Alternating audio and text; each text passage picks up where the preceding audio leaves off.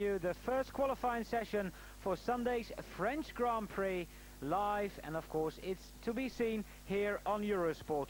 First man out on the circuit was the man who had an interesting first session this morning. John?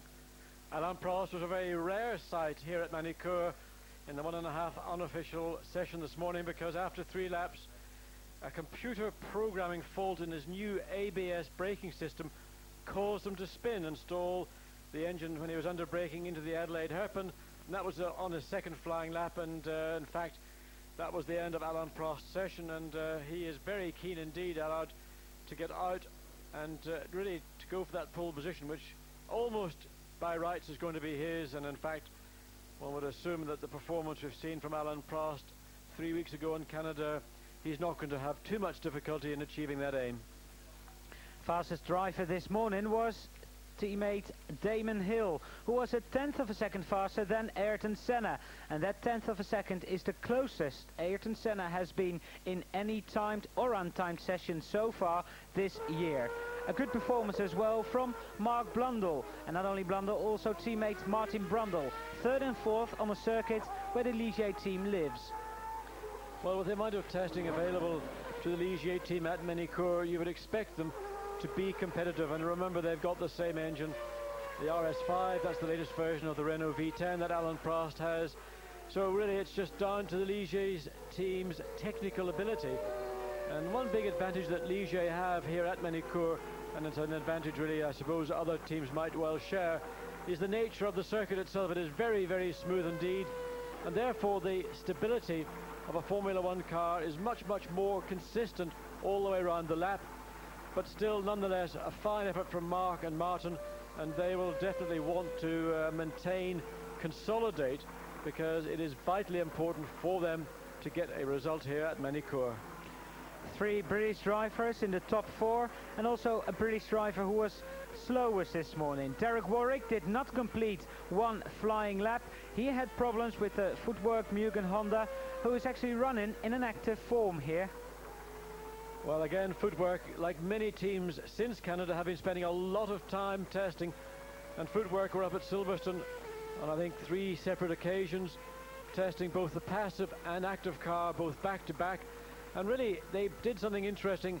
They brought in Mika Häkkinen. He is McLaren's reserve driver, but he understands the McLaren system, which is what footwork have on their car. And I think the problem that footwork face is that they've bought a system rather than developing their own system, so they don't fully understand it. And I think unless you actually understand what you put on your car, well, their solution was to bring in Mika Häkkinen, and I must say the team were extremely impressed by the feedback and Mika Häkkinen's pace. We'll go down through this morning's top 10. Michael Schumacher was 5th, Carl Wendlinger 6th, Eric Comas 7th, and John, maybe a surprise, 8th fastest time for Thierry Boutsen in the Jordan. Well, I'm sure there were large sighs of relief, because this is without doubt the best performance we've seen from Thierry Boutsen in his time at Jordan. But also this is a critical Grand Prix for a number of teams, including the Jordan team, because they really have to score at least 1 point here to avoid dropping out of the top 10 teams. That's the means by which the Formula One teams devise their methods of payment, and also for the long travels, the ones to Japan and Australia in particular. So it's a vital race for Jordan, for Tyrrell, for footwork, for the Lola, or the Lola BMS Ferrari team. A 1:16.315, that would put Alain Prost 2nd fastest this morning. So although the man only did 3 laps, John, I think he's getting on right with the program. Well, I've no doubts whatsoever that Alain Prost will have pole position, and this is on his 4th flying lap now in fact, and really it's a matter just of how quickly will Alain Prost get down to a time before he has to come into the pits. Remember, he only has 2 sets of tyres, he's only permitted 12 laps. Well, Damon Hill's gone faster, a 1:15.120. and that is a full second faster than Damon achieved this morning, although 1.3 seconds slower than last year's pole position time set by Nigel Mansell at 1:13.8, but a 1:15.1, a very good performance by Damon Hill.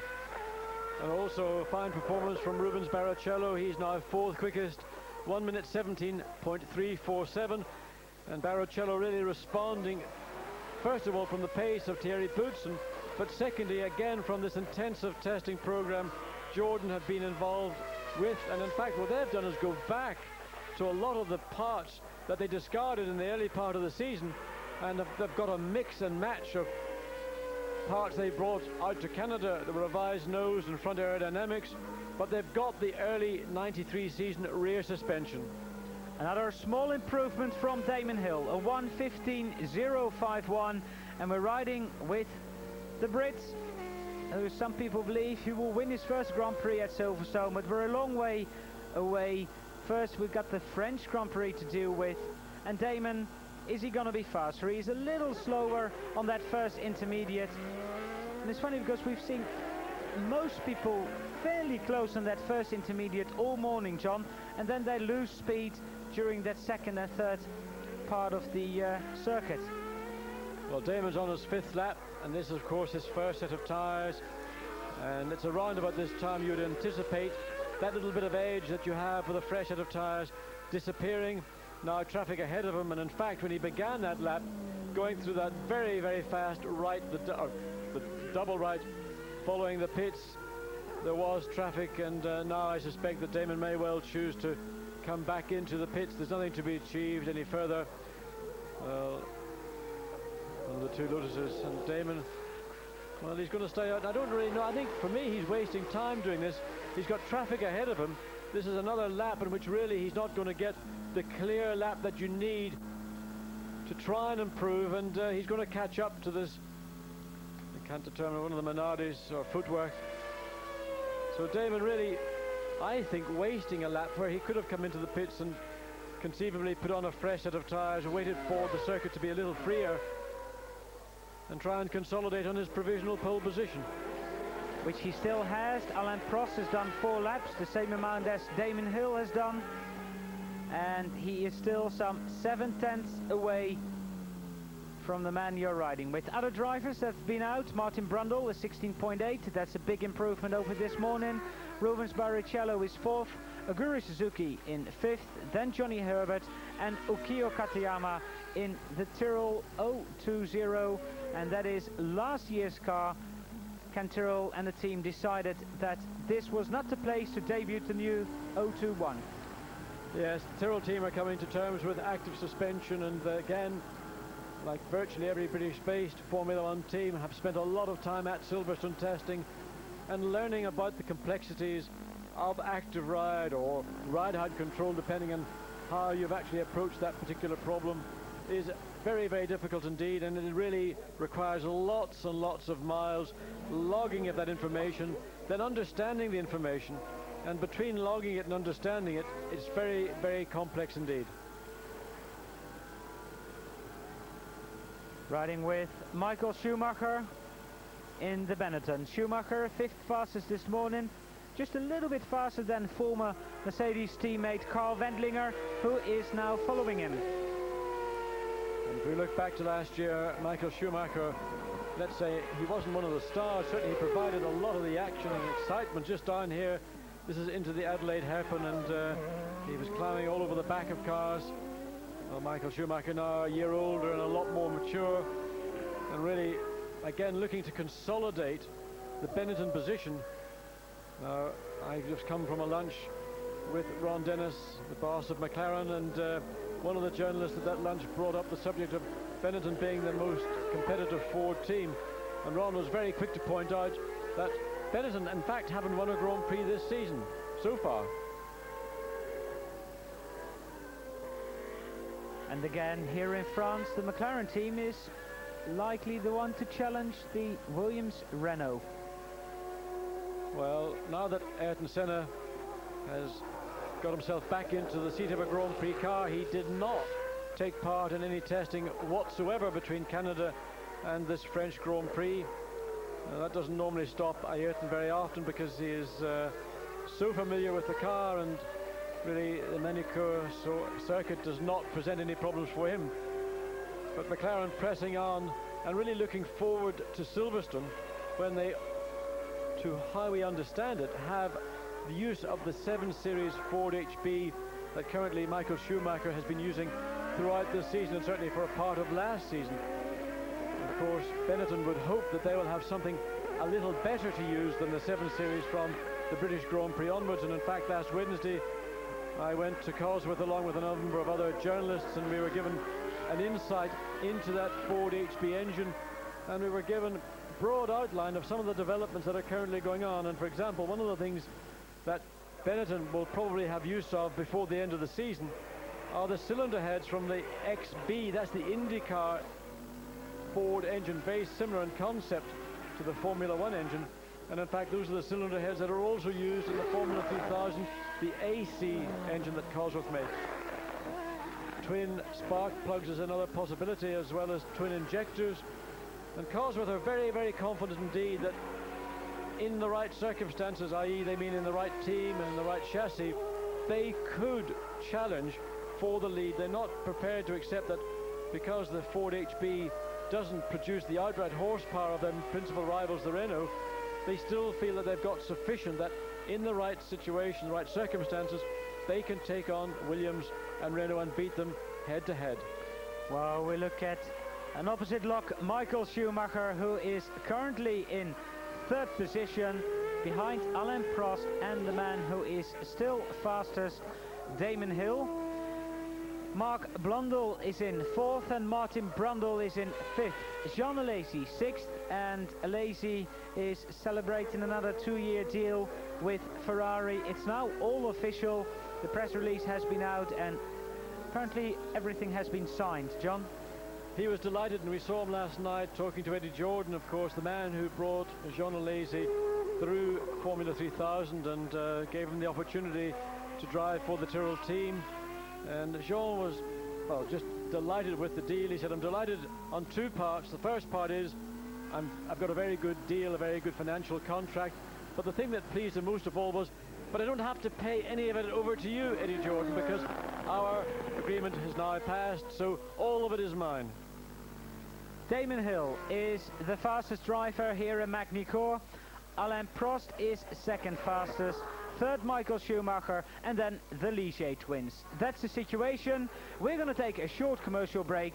Please join us after that here on Eurosport.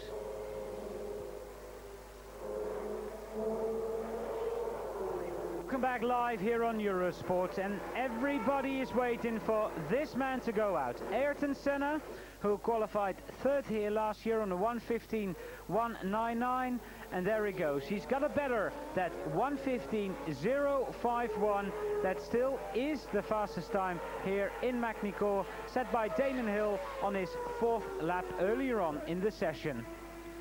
Well, if you look at Damon's time, and he's about 1.2 seconds faster than he was on this 1.5 hour session earlier in the Friday morning.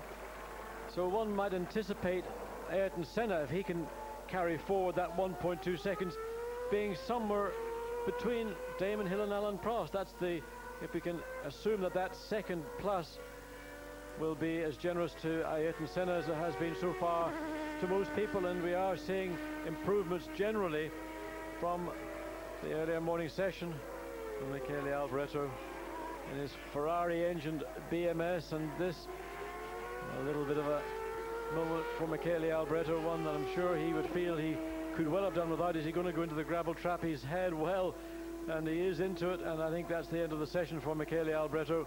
He is well and truly, well, there you go. You see, he's managed to get himself out of it. That's experience. There's a Grand Prix driver who's some 170 or so Grand Prix. He knows how to get himself out of a gravel trap and continue. Now, whether he's kept the engine running, we don't know. We've got a freeze frame there, but Ayrton Senna on his out lap, and Senna fully aware of how crucial this Grand Prix is to his championship hopes, and having watched Prost win in Canada, as he stood by the sidelines when he had an alternator problem, and that led to the battery finally having no more power. Will want to contain as much as possible the progress of Alain Prost. And now Senna on his first flying lap. Well, John, he's picked quite a good time because there's only 5 cars out on the circuit at the moment. So he's got most of the 4.2 kilometers to himself. It's very spaced out season, and one of the problems he's contended with, had to face, has been the back end of the car. In fact, he felt insecure. He wasn't confident to really lean on the car and open the throttle when he ought to. He's now got the opposite problem, and he's got a problem with that. He can't open the throttle because the front end isn't gripping. It's washing out, and in these meandering long corners here at Manicourt, the last thing you want is too much understeer. Ayrton Senna going through the chicane, and then this is his first lap, a 1:19.109, and that is 15th position, as we just saw on the screen. Now this lap and the next lap, John, are supposed to be the quick ones. These certainly will give us an indication as to the kind of pace Ayrton Senna is going to be able to provide. And as he comes down, this is the fastest part of the circuit, coming down into the Adelaide hairpin. And in fact, Ayrton Senna wasn't so fast there this morning, 177 miles an hour, a full 10 miles an hour slower than Damon Hill. Now that's an indication more about the amount of downforce McLaren are running on their car than the respective performances of the Renault V10 and the Ford V8. So, and again you hear traction control working. Senna's accelerating out of those tight looping corners on the infield of this very compact circuit. Not the most imaginative piece of racetrack anywhere in the world, but this is the form that these new circuits tend to follow now, trying to pack as much distance into as small an area as possible. And this is the final right-hand hairpin onto the start-finish straight. 17.741, 10th place, and expect further improvements on this lap, the third flying lap. Of course, now the big worry he will have is if he does find traffic, that will have a halting progress for him. Ayrton Senna on his way to the first intermediate, 0.9 of a second slower than Damon Hill, and that is much closer than he was earlier on. And as John said, that is an indication of how much downforce and engine power you have here at Magny-Cours. Damon Hill still at 1:15.051, that is still the fastest time. Damon's done 6 laps, Alain Prost has done 5 laps, but remember, Alain Prost missed the entire 90-minute session this morning.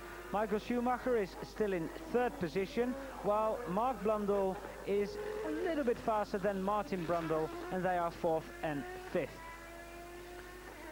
Well, Senna was quite a lot slower than Damon Hill, that second intermediate point. So Senna really has not made the progress that we've seen from everybody else so far. 1:17.312, and that brings him up to 7th place, but fully 2.3 seconds away from the provisional pole of Damon Hill.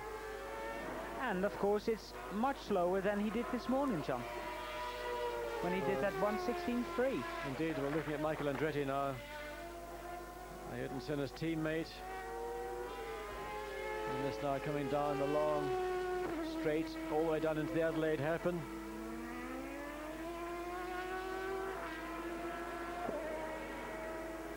.4 kilometers per hour.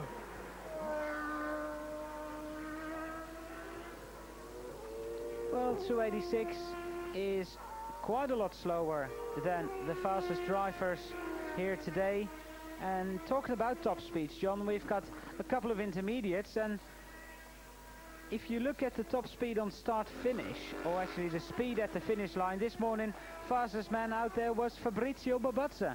And big surprise, but really what's rather sad is that this appears to be the last race for Barbazza, assuming that he gets through qualifying and makes it in to the 25 cars that will actually take part in Sunday's Grand Prix, because we understand from the British Grand Prix in a week's time, his place will be taken over by Pierluigi Martini. And we met Barbazza last night, and he was very phlegmatic about it, but very disappointed at the same time.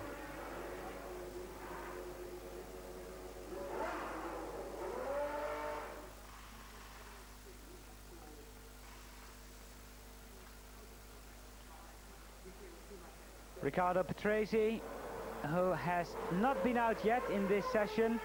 Riccardo, who was 10th fastest this morning on a 1:18.0, and that was 0.2 of a second slower than teammate Michael Schumacher, who is now in 3rd. And Ayrton Senna is up to 4th place. He's got into the 1:16s as he was this morning, but still 0.4 of a second away from that time. But currently on the 2nd row of the grid alongside Schumacher, and we're gradually seeing the normal positions beginning to be sorted out, with the two Williams currently on the front row, and then Schumacher and Senna in the 2nd row. Really the oddity, I suppose, at this time are the two Ligiers, with Mark Blundell and Martin Brundle 5th and 6th. And literally you could only split them on the stopwatch by thousandths of a second.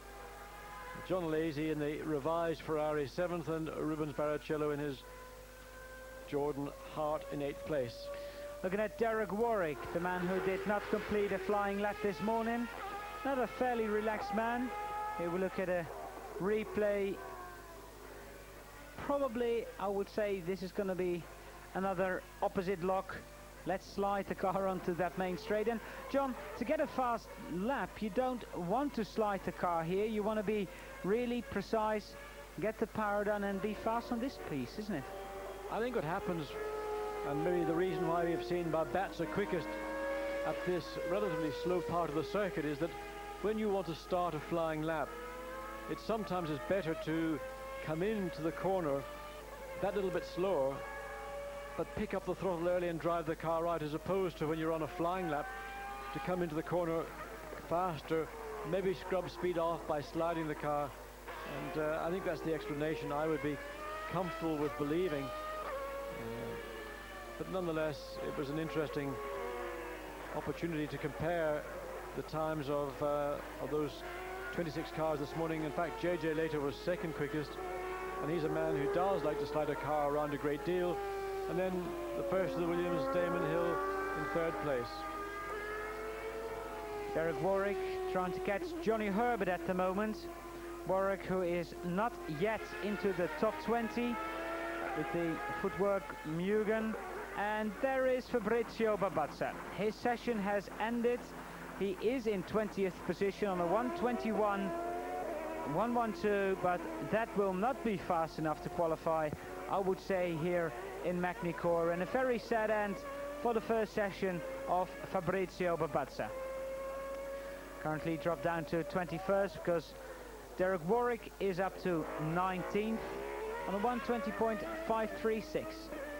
So Warwick, together with Prost, a man who's going to do quite a lot of work during this 1-hour official qualifying session. But at least Derek Warwick does know his way around here, because he's raced here in sports cars, and those races somewhat longer than a Grand Prix, so familiarity with the circuit not a problem. But of course, getting your car adjusted, a Grand Prix car adjusted, and particularly with the choice of passive or active suspension, and really I suppose the team feel that it's right now is the time to make that commitment to running the car officially, rather than spending the time they've been doing away testing in private.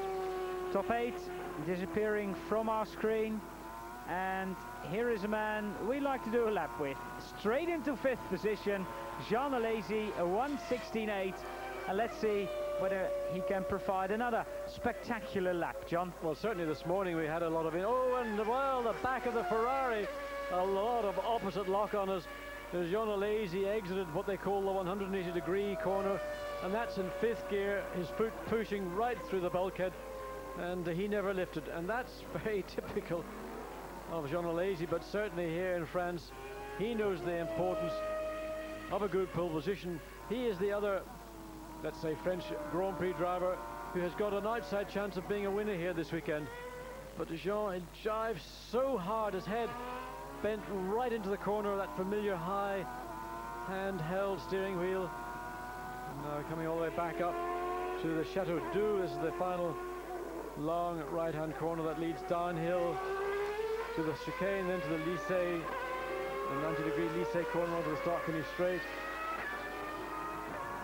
And the lazy, always fantastic value. Look at that. I mean, there's nobody I can say tries harder, or certainly gives the visual impression of trying harder than Jean Lazy. Well, in fact, it was a slower lap, all that effort, and part when he was coming around onto the back straight, when he got the car, the back wheels in fact were probably just over that strip on the outside of the corner. And here we see him now coming down into the final Lycée corner. And it's ever so easy when you make a little error like that, or you get the car sliding. Look at the amount of wheelman sawing away, looking for grip, trying to balance it. Now he's got his foot well into the throttle pedal, but of course with traction control, what you try to do with traction control, in fact, is find the point at which the car is about to break away. You get it to activate, and then that stabilizes the back end of the car. The engine and the computer reduce power, and one of the Riccardo Patrese driving back onto the circuit. I think it'll be straight into the pits for him.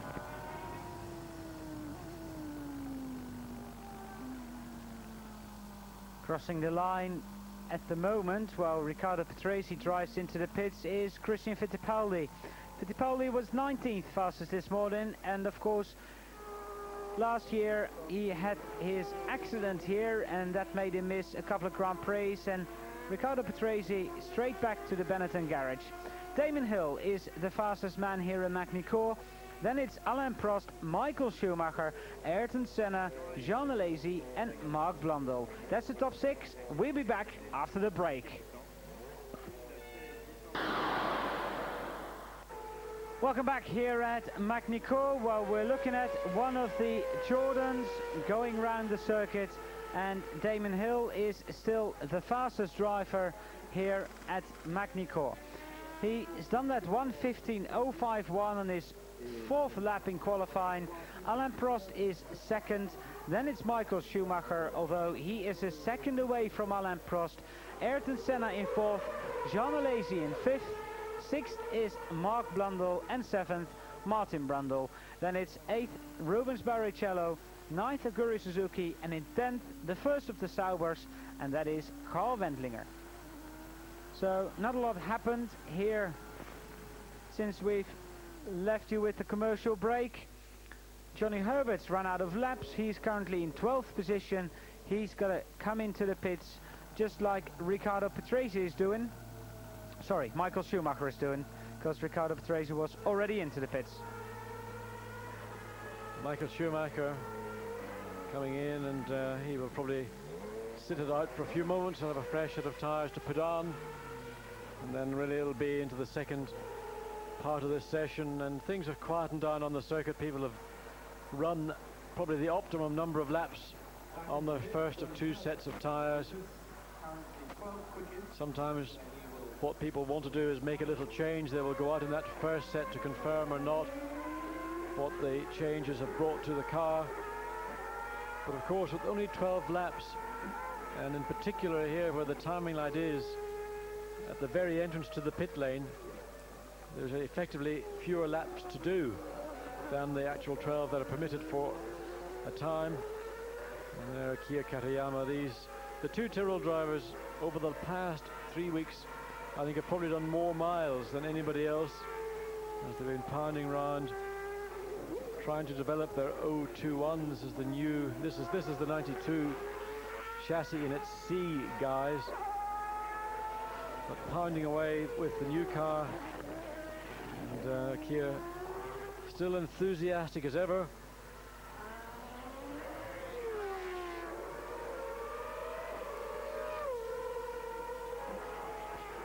If we look through the list of drivers, we see Terry Boutsen in 17th, just improving to 1:18.685. And Boutsen, John, maybe it was a bit of a surprise this morning in 8th position, and he can't really match that time this afternoon.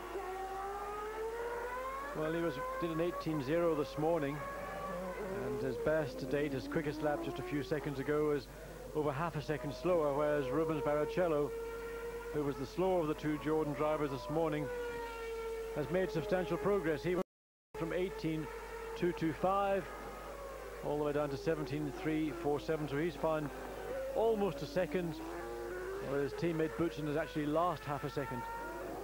Well, Andrea de Cesare is just proving that it's still possible to spin at Tyrrell, and that's a fairly familiar place. If someone's going to spin here at Manicourt, that's one of the choice places right in front of the team, so they do see it. And Andrea, like Katayama, really trying very hard with equipment that is beginning to show its age. And really, I think the team desperate to get their new model into a race configuration and trim as soon as possible. Here we see Andrea exiting again. All of a sudden, over the curb, too much power, and traction control was unable to help there. Now that's traction control doesn't prevent you spinning. What it does is prevent the wheels from spinning when you're going forward. You can still override it early in a corner and get the car sliding, getting the back to break away. Once that's happened, it's still the driver's right foot that is the main control of the car, and Andrea's right foot this time wasn't quick enough off the throttle. Andrea de Cesare is starting his 189th Grand Prix here, and he's never won one, and that is a record. Eric Comas was 7th fastest this morning. He now is 13th, but Comas has set that time on his second flying lap, John, and that I find remarkable. He's now on his 7th lap, but he goes out, does the time, and then can't repeat it. Now, whether there's traffic or anything else, we don't know, but we'll see. Well, certainly traffic around any Grand Prix circuit is a problem. And, well, Comas just may have been fortunate. He got a clear lap on the second lap. And this time, he's currently 13th quickest.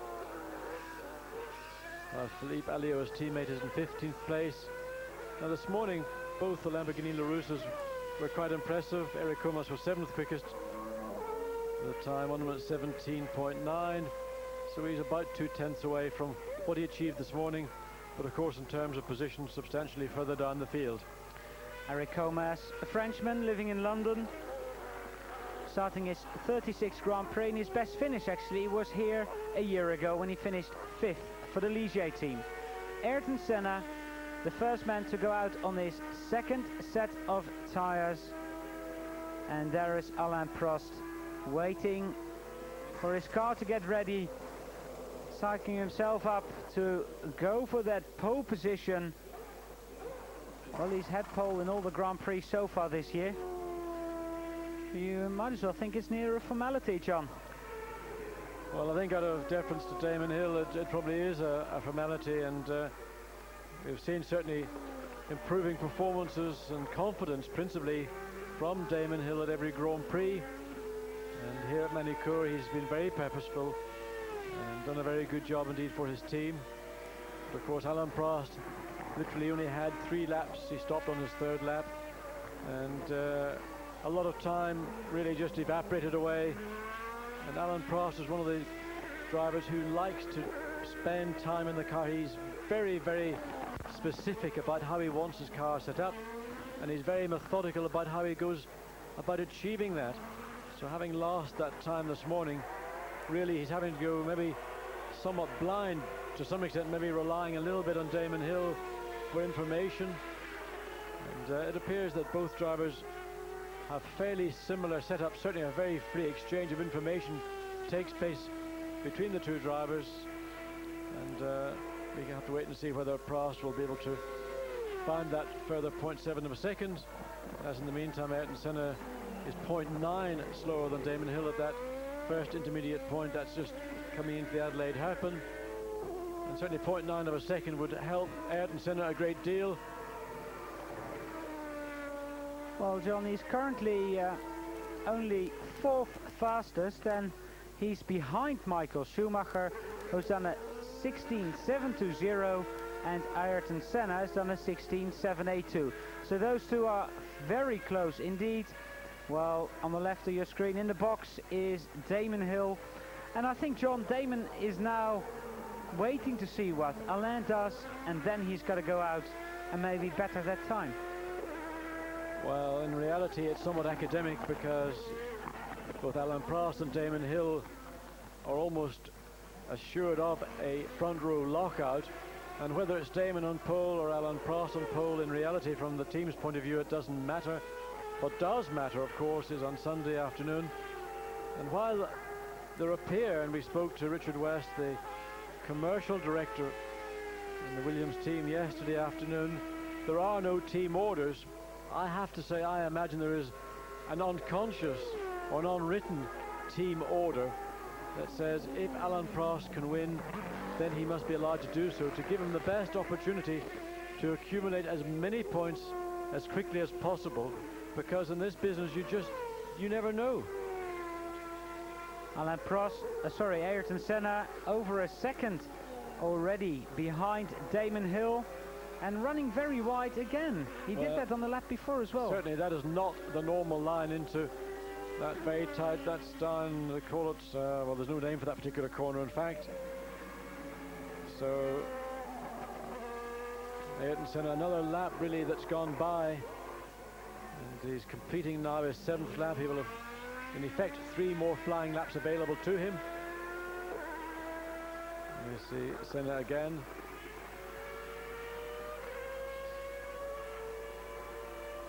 And let's see what Alain Prost is doing out on the circuit. Well, there he is. Oh, that doesn't look like the proper line through that hairpin, John. Well, that's at the end of the straight, that's the Adelaide hairpin, and Prost, of course, just on an outlap, you can still see even the stickers on the tyre. As Prost now starts a full flying lap. Whichever Williams is going to be on pole position, it is the 18th consecutive Williams pole position. The last time one of those cars was not on pole was Canada last year. So a full year of pole positions are going to be celebrated here in France, John. Well, that's a pretty impressive record. We've seen other teams achieve it, of course, in the past, most noticeably McLaren. Now the pendulum has very much swung back to Williams and that fabulous V10 Renault engine. And it's interesting, you're comparing the two principal engines here this weekend, the Ford V8 HB and this Renault V10 engine.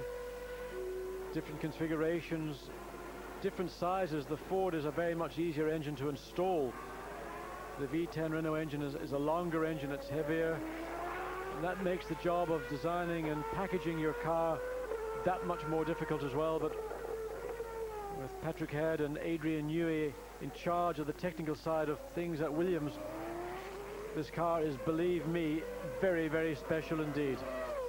A 1:17.371 for Alain Prost, and I believe this is, well, this could be the lap. Let's see, let's look at that first intermediate.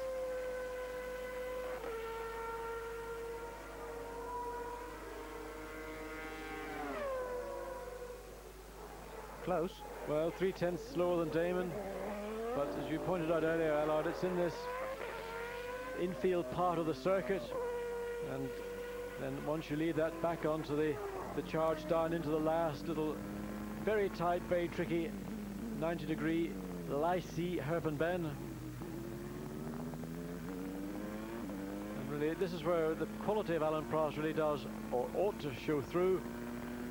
To wait and see what the second, in fact it's increased, so I hope we're not doing Damon Hill a misservice here, but certainly one would expect to have seen that gap between Damon Hill, Alain Prost reduced, but in fact it's increased.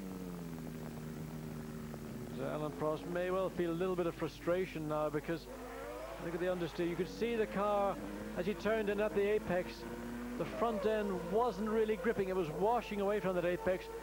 That means that you've got to be a little bit more prudent with the throttle. You just can't get on it quite so quickly. And I suspect that that's the problem that Alan's facing all the way around here. In those low-speed corners, the front may not be giving him quite the degree of grip that he wants to enable him to get on the throttle to drive the car out onto the straight down to the next sequence of corners.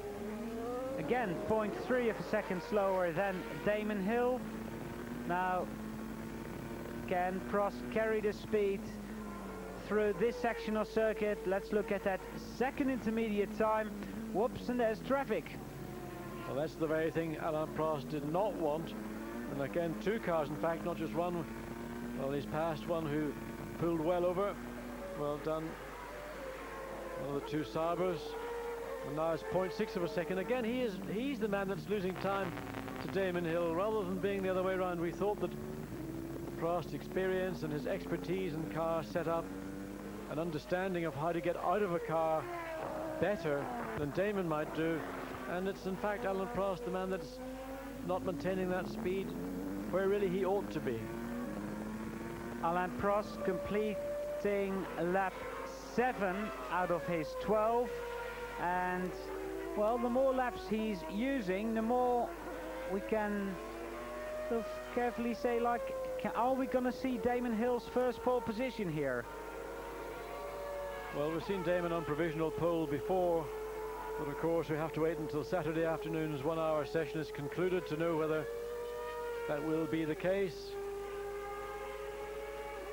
In the meantime, Alain Prost pounding away, and he's on now his 6th flying lap.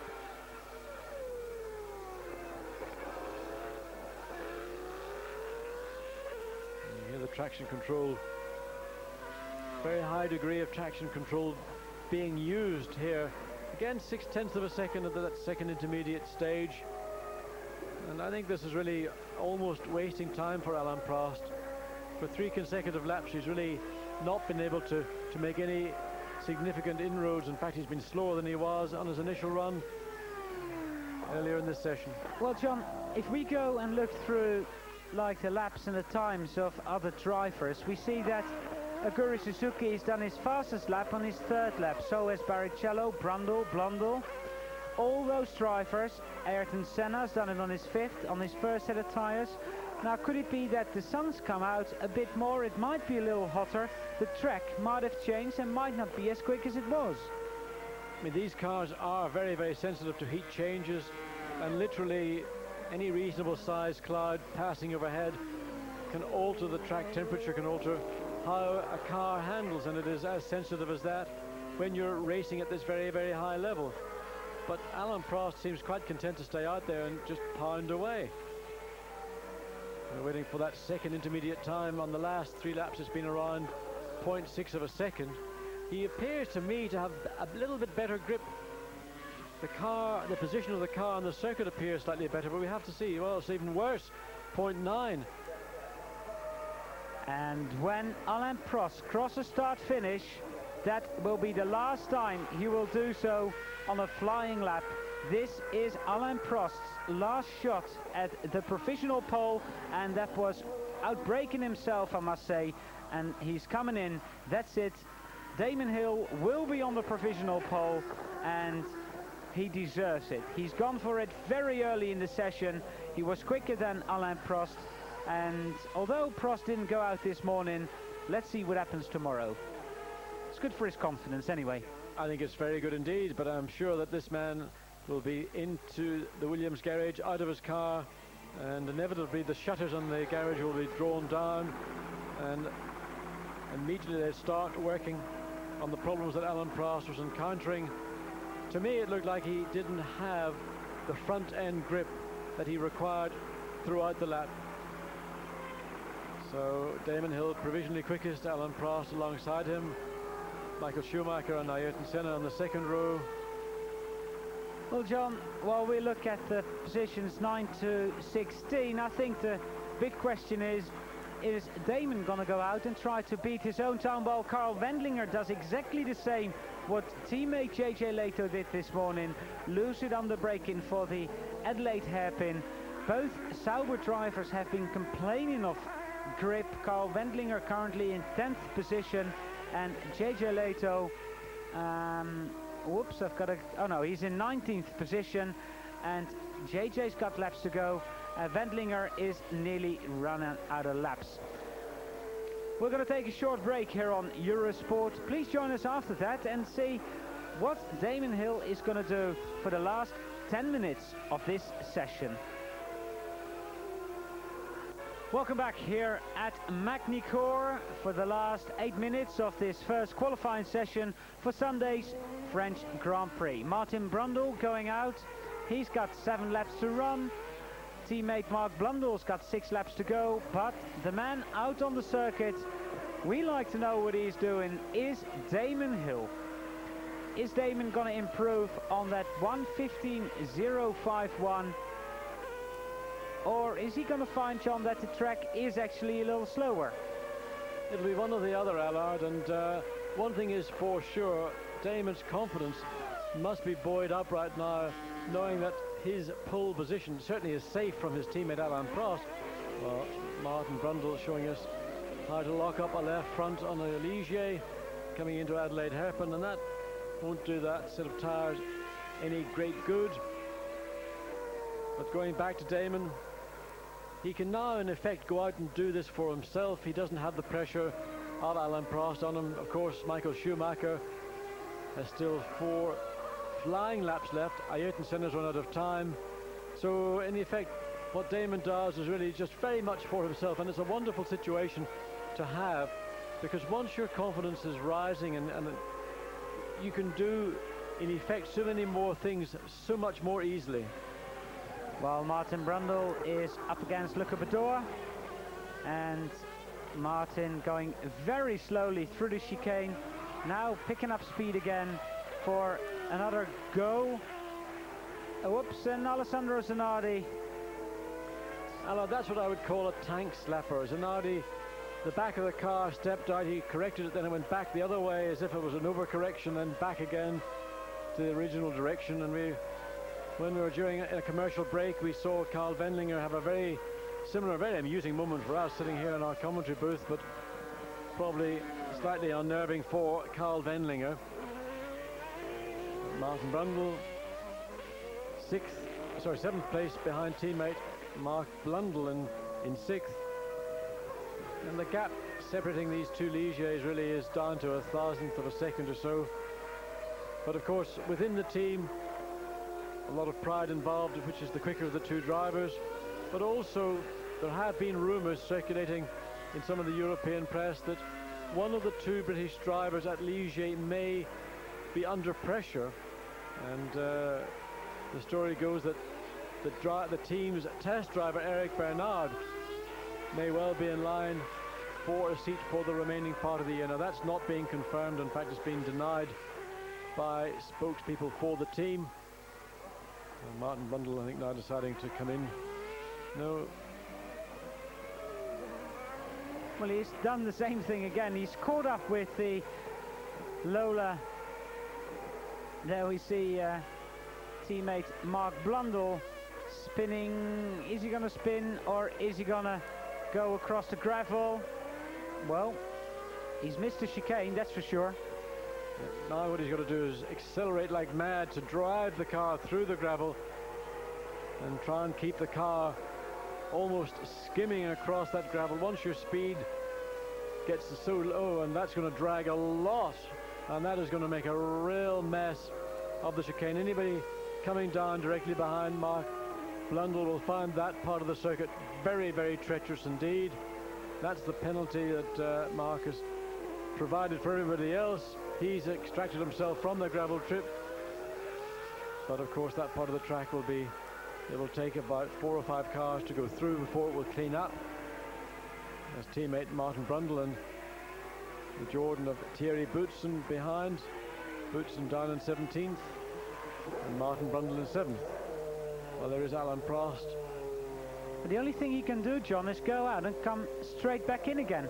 Well, he may want to do that, because it's not that he can go out and set a time, but he has been, I suspect, unsatisfied with the handling of his car And this one out and in lap will give him an opportunity to see whether any change that the team have made has been a change for the better or not. Damon Hill completed his 10th lap, so he's on his last flying lap, and then he's got to come into the pits. Well, so if Damon wants to go faster, this is the lap he's going to do it. But being in France, I suppose the director John will follow Alain Prost. No, he doesn't. Thank you very much. John, I find it interesting actually that the Williams team did not announce that we're going to run the ABS until it sort of failed on Prost's car. Well, they've been running it a lot again in testing, and they spent again at Silverstone many days evaluating it along with other changes that they're preparing for here, the French Grand Prix, and of course at Silverstone in 1 week's time. And they feel sufficiently confident to run it in practice and in qualifying. The intention, as far as I understand, is that for the race itself they will revert back to a non-ABS system, and that is typical of the Williams team. They will not commit themselves to something in a Grand Prix unless they're totally confident of its reliability and its performance advantage. Well, Damon Hill, that was his last shot at improving his time. He hasn't improved on it. He came within 0.8 of a second, so I think we can safely say that the track is actually a little slower than it was earlier on in the session. So Damon Hill is on the provisional pole position, as he's been on a couple of occasions. Let's hope for Damon that he can stay out in front and record his first pole position of his Grand Prix career. Alain Prost makes sure it's a Williams lockout, and it is a 1 second gap, John, between Michael Schumacher in third and Alain Prost in second, and that's massive. Well, when you count up the race duration, 72 laps, that's an awfully long way, and of course we don't know yet what the situation is going to be in this Grand Prix, whether we will see tyre stops or not. Certainly the B compound, in my view, should be durable enough to go the distance. The question is, how will the performance be affected once the tyre does start to wear? As is usual, wear usually leads to a drop-off in times. Oh, and Michael Schumacher, you saw the car juddering up and down, and that was under heavy braking, and a little bit of frustration, I think, from Schumacher, and as he gets back underway. But the car had that sort of vertical hop as it came into the final part of braking. Here we see it again. And what happens? Does he lock up first, or does the car start to jump first? Well, yes, you see it beginning to pump up and down, and he's turning in with the brakes on, and the whole combination of jumping up and down and the rear brakes probably having a bias. Under braking causes the spin. While Schumacher is in third, Ayrton Senna is in fourth, Jean Alesi fifth, Mark Blundell sixth, Martin Brundle seventh, Rubens Barrichello, his best qualifying performance ever in a Formula 1 car, in eighth, Aguri Suzuki, a good performance from the Japanese driver, in ninth, Carl Wendlinger is 10th and fastest of the Saubers, Riccardo Patrese 11th, then it's Johnny Herbert in 12th, Eric Comas and Philip Elio both must be very disappointed, being 13th and 14th, Alessandro Zanardi on his first visit to this circuit in 15th, and Michael Andretti, well, that is a disappointing performance for the American. Thierry Boutsen dropped away from 7th to 17th, Gerhard Berger is 18th, 19th Derek Warwick, 20th JJ Leto, 21st Christian Fittipaldi, Okio Katsuyama is 22nd, 23rd Andrea De Cesaris, 24th and still qualified Fabrizio Babazza, and the only non-qualifier so far is Michele Alboreto, because he's behind teammate Luca Badour, and that is the situation here in Magny-Cours. And John, I think the only surprise really is drivers that should have been up there, that's not, like Berger. Well, you'd expected to see Gerhard Berger alongside his teammate Jean Alesi. Berger again having had problems in the morning session, and obviously having had problems this afternoon.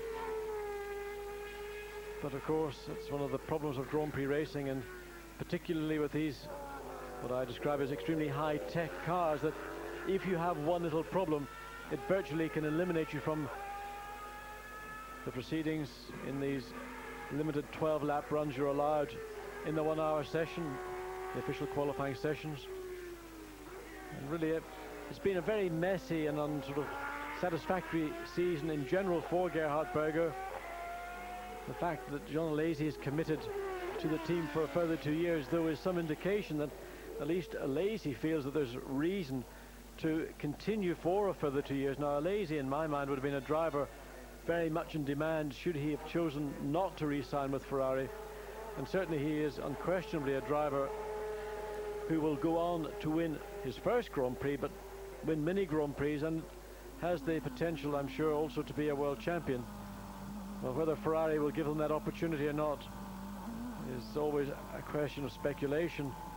But I do believe that now that Jean Todt has officially and formally joined Ferrari, we saw him here this weekend in his team gear, having cast off his Peugeot team gear at Le Mans 2 weeks ago. So the places, the ingredients that I think are necessary for the revival of Ferrari fortunes are being put into place. Now, whether that mix will make a good and successful outcome, we have to wait and see. But with John Barnard in charge of technical and Jean Todt in charge of the managerial and organizational side, I don't think you could get two better people. The top 8, we look at it here on your screen with Hill on pole. Then it's numbers 9 to 16th, then, well, Michael Andretti in 16th place. That is not a happy man. And there we see 17 to 24th with Fabrizio Babazza in 24th, what is his last Grand Prix start here on Sunday.